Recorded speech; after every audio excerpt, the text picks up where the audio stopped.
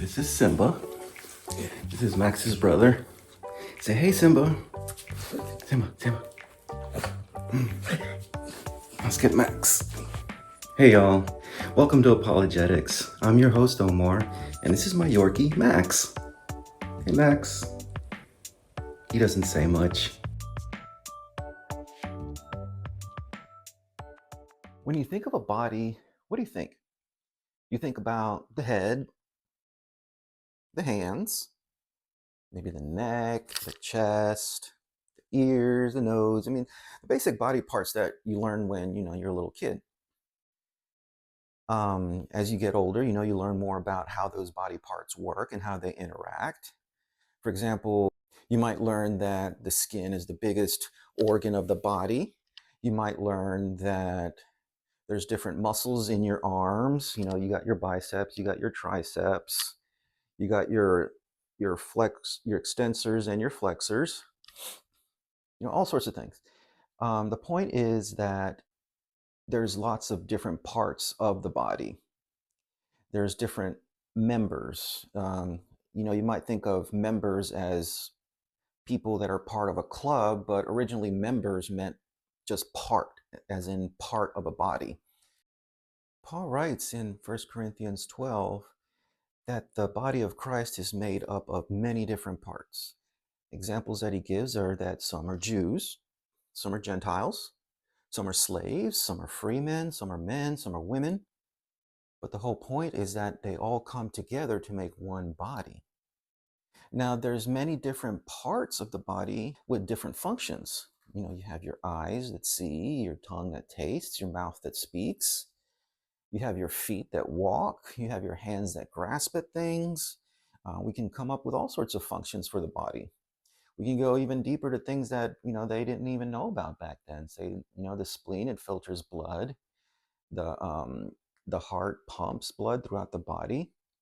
The brain has all sorts of different sections in it that help either control the body or interpret sensations such as vision, or are responsible for the actual production of language and the actual understanding of language. But the whole point is that all the body parts are interconnected and they need each other. Paul says that, if the whole body was an eye, then where would the sense of hearing be? And, a body part can't say to another, because you're not me. Say maybe the ear says to the elbow, says that, hey, you're not an ear, so you're not part of the body. That's not true. It's still part of the body. And conversely, a body part can say, oh, maybe the elbow is saying, I'm not an eyeball, so I'm not really part of the body. No. Everybody is part of the body, interconnected, interdependent, and necessary for the functioning of the whole. God's put each part of the body where he wanted to be able to make that entire body function. So the metaphor is that just how God designed the human body, he's designed the church with different parts. And we know those parts as, say, pastors, teachers, apostles, people that have gifts of healing, people that have gifts of being able to interpret other tongues. Paul says that it would be really weird if the body was just one part. What kind of a weird body that would be. But no, God made a body with many, many parts that are all necessary. And God gave a function to each of them. And like I said, one of them can't say to another, hey, because you're not this part of the body, we don't need you. And a body part shouldn't have to think, because I'm not that part, maybe someone in the church is thinking, I'm not a pastor, or I'm not a bishop, or I'm not whatever, then I'm not part of the body. No, that same person has an essential function in the body. In fact, the parts that seem the weakest, Paul says, are actually treated with the most honor in the body. And that's the way it should be. In our human bodies, the parts that seem to us to be the weakest to be the ones that are maybe dishonorable, the ones that we wouldn't want to show to the rest of the world. We take care of them um, by covering them up, protecting them. The body parts that don't need protection are those are shown to the world, like our hands or our face. Those don't need to be protected from the rest of the world because they're not considered, weak. Not to get too crude here, but that's, one of the reasons you wear underwear, to cover up the parts that you don't want to present to the world. And that's the reason you don't, always wear a ski mask, because you want to present your face to the rest of the world. So Paul concludes that God has placed the parts that are considered less dignified to be taken more care of. And then the parts that are more dignified, presented to the world, don't need that much care. And that's the way it should be in the church too. The parts that are, the weakest, that seem least important, they need to be protected and you need to have extra care, while the ones that are, really strong in the faith, really strong in their gifts, they don't need special protection. They're the ones that are meant to protect the others. For example, a pastor. A pastor is someone who feeds the sheep and protects the sheep being a metaphor for the people in the church. They're meant to protect the sheep from wolves, to lead them to places where they can be fed. Like, it says, the Lord is my shepherd. The Lord is my pastor. Shepherd and pastor are the same word. He leads me to still waters and to green pastures. And that's what a shepherd / pastor should be doing. So the point of having these differences, but still balancing it out with protecting the weaker ones, the less important ones, and not having to take any special care of the stronger ones, is so that there's harmony in the body, so that one doesn't think of itself more important than the other. So there's no I saying that they don't need the hands, or that the ears, they don't need the tongue, So, because like Paul said, it would be really weird if there was just one body part in the whole body. There's multiple parts, there's multiple functions in the body, especially in the body of Christ. And like I've listed before, we got the apostles. The apostles are sent out ones. Those are the ones that are sent out with the message of Christ. You can also think of them as evangelists. Evangelists are those that spread the good news, the evangelion. Evangelion means good news in Greek. And then you have the pastors, which I said, are the shepherds. It's the same word. Shepherd and pastor are the same word. They're the ones that take care of and feed the flock, the collection of sheep, the congregation. There's also the people with the gifts of encouragement, the gifts of speaking in different languages, and those that have the gifts of understanding different languages. We may not see that very much anymore in the Western church, but in churches that are in places where they're being persecuted a lot, these gifts do manifest. Gifts of healing, gifts of understanding other languages. The whole point of all these gifts are to build up and edify the church, to do the works of ministry.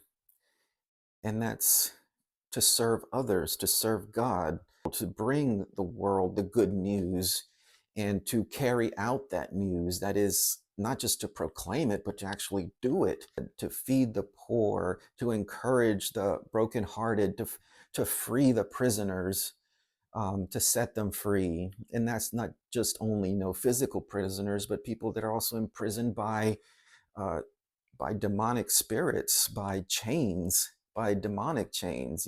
Since we said that there's all kinds of different gifts, all the way from apostles to people interpreting different languages, it doesn't mean that there's an hierarchy of them. There has been this idea in the past where people have said, oh, there's a particular fivefold ministry with apostles at the top and teachers at the bottom, and that's based on a passage in Ephesians. But here, we're looking through the passage here in 1 Corinthians 12, and it's listing a different list. It starts with apostles, but then it goes through the, people with the gifts of healing and the gifts of encouragement and the gifts of governing and all these things. There's no hierarchy. Like I said, the body parts don't have an hierarchy. They have interconnected, interwoven functions, all meant to grow that body because Jesus is the head of the body. We're working for him. And we're working for him to be able to reach out to other people to bring them into the body as well. So there's no hierarchy. Even though that, we may be, oh man, I wish I was an apostle. I wish I was an evangelist. I don't want to be just an encourager. I want to be out there on that pulpit preaching and edifying people. Being here on YouTube or TikTok just isn't enough. I don't have that much clout for God. But that's not the point. The point is that you do your function, whatever that may be, and it's just as important as the function the supposed big guy up there is doing, and the same thing the little guy is doing. You might be the little guy, or maybe you are the big guy. Maybe you are the big guy and it's getting to your head and you're getting a big ego, and then you have to realize, no, you're not more important than the lowly feet. You might be way up here. You might be the brains of the operation, but you're not any better than the feet. And just like in the human body, where God has made it so that there's only 2 lungs, 1 heart, 2 kidneys, 1 liver, he's made it so that there's only a certain number of members, organs, and I don't want to say positions because that implies an hierarchy, just parts of the body of Christ so that it can all function. We can't, like Paul says, are we all apostles? The answer is no. Do we all speak in tongues? The answer is no. Do we all interpret tongues? No. Do we all teach? No. We all have different functions which are just as important to keep the body alive. I've heard people say like, oh, you're really just a brain trapped in a flesh body or a flesh mech. And that's not true. We're not our brains. Our bodies are more than just brains. The brain cannot live without the heart because the brain needs blood to flow through it. It needs blood to flow through it because it needs glucose. It needs sugar to be able to function. Where does that sugar come from? It comes from the stomach. It comes from the intestines that are absorbing food. Where does the food come into the body from? The mouth. And then the mouth has teeth. The teeth have to break up the food. And then there's also the salivary glands, and there's other enzymes like such as from the pancreas that break down different components of food into the body. The point is that it's all necessary.